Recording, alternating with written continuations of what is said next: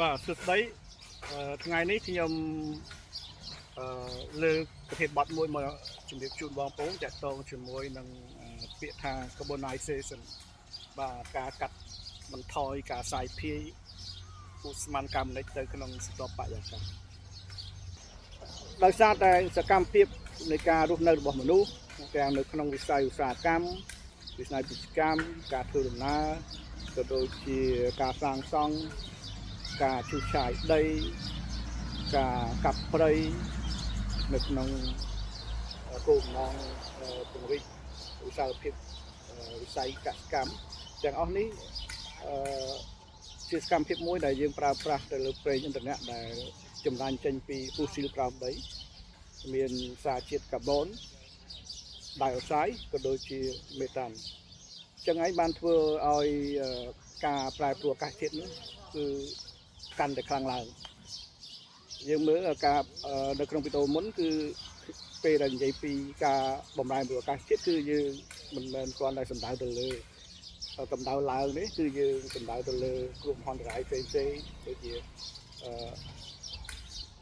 កម្រិតទឹកសមុទ្រឡើង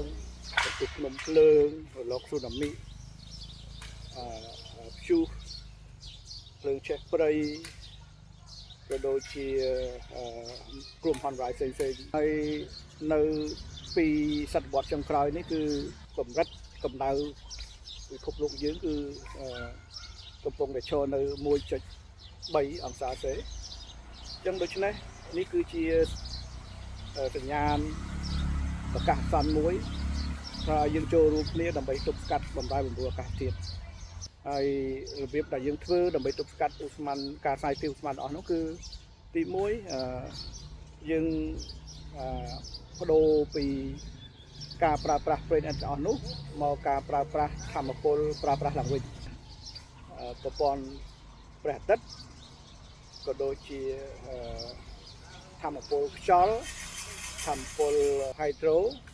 ក៏ដូចជា biomass ផ្សេងកម្មភាពទី2ដើម្បីចូលរួមការទប់ស្កាត់ឲ្យការសាយភាយនៃឧស្ម័នអស់ហ្នឹងគឺយើង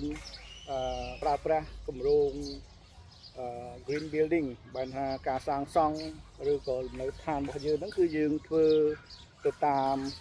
ការប្រើប្រាស់ធម្មពលឲ្យមានប្រសិទ្ធភាពហើយឲ្យតិចបំផុតដើម្បីជៀសវាងការប្រើប្រាស់ធម្មពលដែលប្រើប្រាស់តាមរយៈប្រេងឥន្ធនៈផ្សេងៗគឺវាជួយកាត់បន្ថយនៃការប្រើប្រាស់ធម្មពលផងវាជួយការពារបរិស្ថានយើងផងហើយនឹងវិធីសាស្ត្រទី3គឺយើងធ្វើគម្រោងទៅលើការរក្សាឬក៏ការចាប់នៅយកការសាយភាយឧស្ម័នកាបូនិកហ្នឹងយកមកដាក់នៅក្នុងstore ដាក់ក្រោមដីបាទ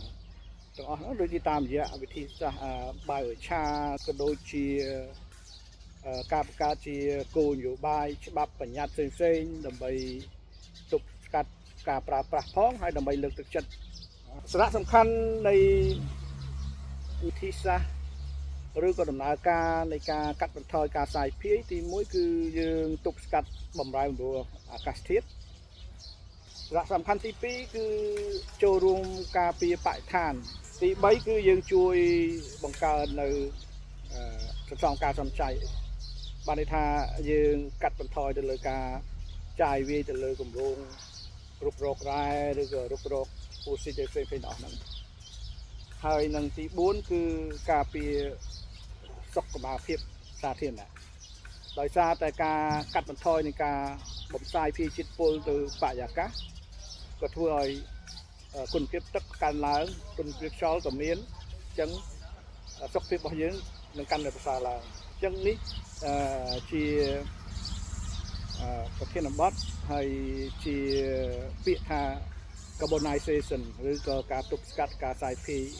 ឧស្ម័នកាបូនិកឧស្ម័នជាតិពុលទៅបរិយាកាសអរគុណយើងជួបគ្នានៅវីដេអូក្រោយ